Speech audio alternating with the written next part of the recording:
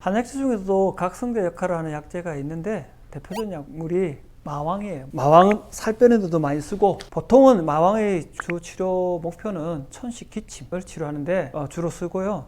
마왕의 각성작용이 있기 때문에 머리를 맑게 해주는 효능도 있어요. ADHD를 치료할 때는 일시적인 각성이 아니라 뇌를 성장 발달시키는 것이 중요하죠. 그래서 아이가 스스로 집중력을 조절할 수 있는 능력을 가지게 하고, 그리고 인내하고 억제할 수 있는 능력을 가질 수 있도록 치료해 주는 것이 중요하죠. 단순하게 잠시 각성하게 하는 게 아니라 그 각성된 상태를 유지하고 집중할 수 있는 형태, 충동성을 조절할 수 있는 형태로 만들어 주는 것이 더 중요합니다. ADHD 아동을 데리고 있는 부모님들이 많이 하는 걱정이죠.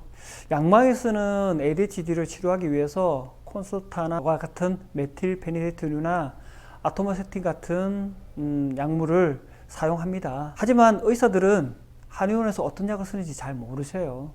한의사들은 병원에서 이런 처방을 받았다고 해서 아이들에게 어떤 약을 쓰는지 알고 있기 때문에 그 약의 부작용이라든지 효과까지 다 유추하고 있습니다. 이게 부작용에 대해서 부모님들이 걱정을 많이 하니까 한의과 대학에서 이런 양약하고 한약을 같이 복용시켰을 때 문제점이 없는가에 대한 연구를 하고 많이 진행을 해왔고, 그 연구 결과가 최근에 발표되었습니다. 그래서 결과를 보면 ADHD 아이들에게 한약 복용도 양약만큼 효과가 있다. 한약과 양약을 같이 복용하는 경우 부작용이 오히려 감소하더라. 즉 양약의 부작용이 오히려 감소하는 경향이 있고요. 같이 복용하는 경우 가장 치료 효과가 뛰어나다는 결론이 나왔습니다. 한의원에서는 아이들에게 절대로 부담되는 한약을 쓰지는 않아요. 안전한 한약을 위주로 처방을 하고, 혹시라도 부작용이 생기지 않을까 저희들은 항상 꼼꼼히 관찰하고 아이들에게 불편함이 없는지 매일매일 체크하기 때문에 부모님들은 한약에 대한 그 부작용에 대해서 걱정 안 하셔도 될 것 같아요. 한약을 많이 먹으면 간에 문제가 생긴다고 이야기하는 사람들이 많죠. 물론 한약도 간에 문제가 없는 약도 있고 간에 무리를 주는 약도 있어요.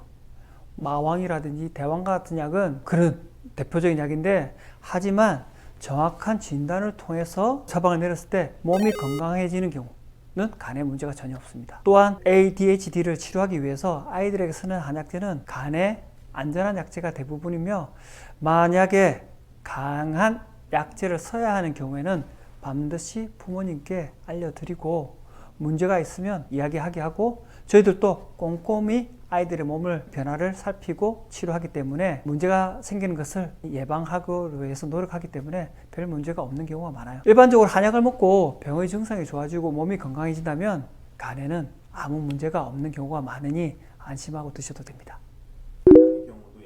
한약으로서 ADHD 치료를 하는 것은 뇌가 잘 크고 발달할 수 있도록 해서 아이가 스스로 조절하고 참을 수 있고, 그리고 집중력도 할 수 있도록 만들어주는 치료를 하고 있습니다. 한약 복용으로 아이들이 성장한 뇌가 한약을 끊는다고 해서 뇌가 쪼그라들지는 않아요.